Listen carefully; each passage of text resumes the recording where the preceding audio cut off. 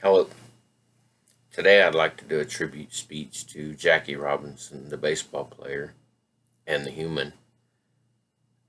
The specific purpose for this speech is to pay tribute to the man that broke the color barrier in baseball and allowed baseball fans everywhere to be able to see the greatest baseball player and human being in history, in my opinion.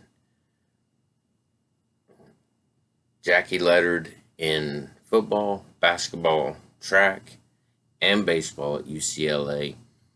He was also an accomplished tennis player and won the Junior Boys Singles Championship in the Pacific Coast Negro Tennis Tournament. Pretty all around athlete. And a lot say that football was his better sport of the two. Uh, Jackie Robinson was a great athlete, especially baseball player and football player, and he played a huge part in the civil rights movement.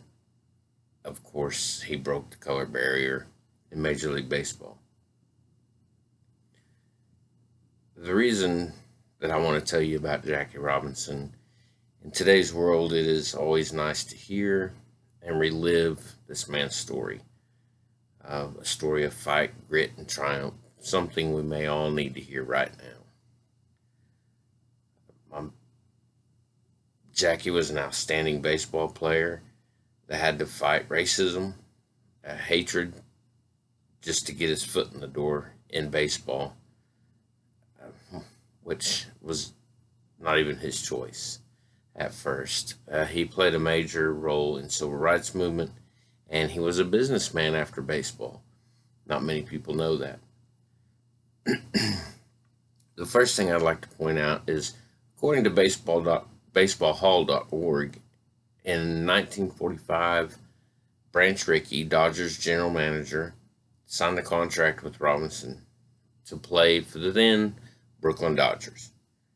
After a year on a minor league team to sharpen his skills, he put on his first Dodgers uniform, number 42, of course, in April of 1947, making Robinson the first African American to play in the major leagues.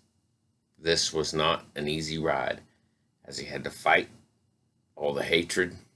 His family had death threats all along the way. Second thing I'd like to tell you about Jackie Robinson is, according to Jackie Robinson Foundation, he played a major role in the civil rights movement.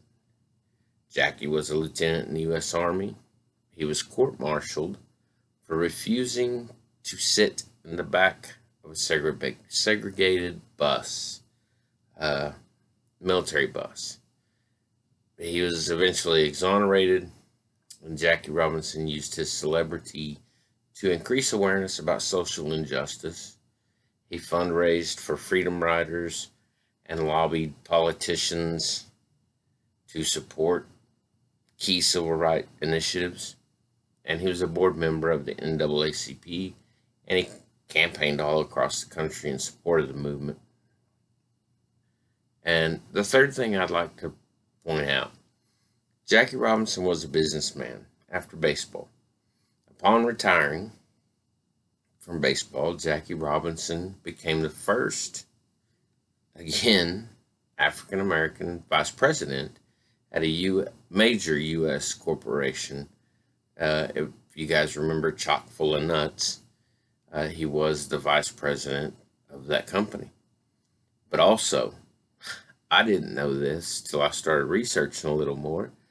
He also founded Freedom National Bank in Harlem in 1964, a time during which we all know there were very few black-owned banks, and he founded one in Harlem. So in conclusion, Jackie Robinson was a great athlete, especially a baseball player, and some argue probably a better football player. He played a huge part in civil rights movement, and of course broke the color barrier in Major League Baseball.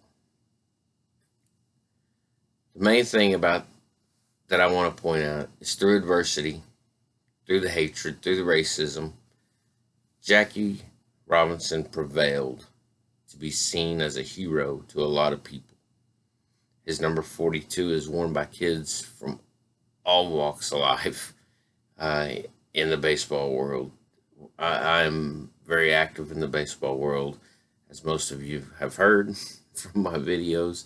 Um, and you see 42 everywhere. We have a 42 on our 12 and under baseball team. Very, very popular with the kids. And he crusaded for the civil rights, and he was a businessman. According to a story on NBC Sports, Jackie Robinson's teammate Pee Wee Reese once said, while he put his arm around Jackie, "Maybe tomorrow we'll all wear 42, so they won't tell us apart."